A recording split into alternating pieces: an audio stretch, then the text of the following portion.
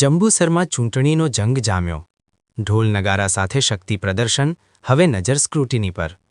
જંબુસર તાલુકા પંચાયત અને નગરપાલિકાની ચૂંટણીને લઈને આજે પંથકમાં રાજકીય ગરમાવો ચરમસીમાએ પહોંચ્યો હતો. ઉમેદવારીપત્રો ભરવાના અંતિમ દિવસે ભાજપ, કોંગ્રેસ અને આમ આદમી પાર્ટીના ઉમેદવારોએ જંગી જનમેદની સાથે પોતાની દાવેદારી નોંધાવી હતી. શહેરના મુખ્ય માર્ગો પર ઢોલ નગારા અને ડીજેના તાલે ભવ્ય સરઘસો નીકળતા ચૂંટણીનો માહોલ છવાઈ ગયો હતો.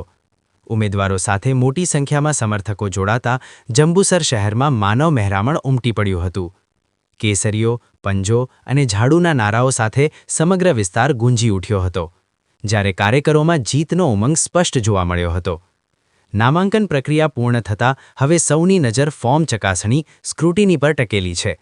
કયા ઉમેદવારનું ફોર્મ માન્ય રહેશે અને કોણ મેદાનમાંથી પીછેહટ કરશે તે અંગે રાજકીય વર્તુળોમાં ચર્ચાઓ તેજ બની છે.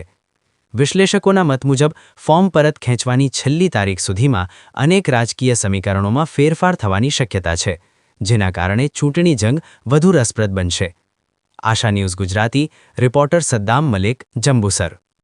મારું નામ મલિક તોશીફ ઇકબાલ છે. ડાભા ગામ પંચાયત તાલુકા પંચાયતમાંથી ઉમેદવારનો ફોર્મ ભરેલો છે આપણોએ સમાજવાદી પાર્ટીનો.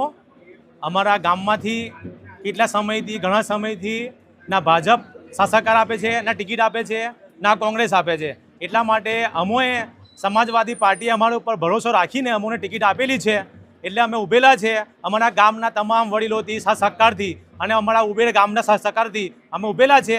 એટલે જે કંઈ છે મતલબ કે કોઈ ભૂલ થાય અમારાથી, એટલે અમે કંઈ થાય ભૂલ તો અમને કહેજો અને સહકાર અમોને આપજો.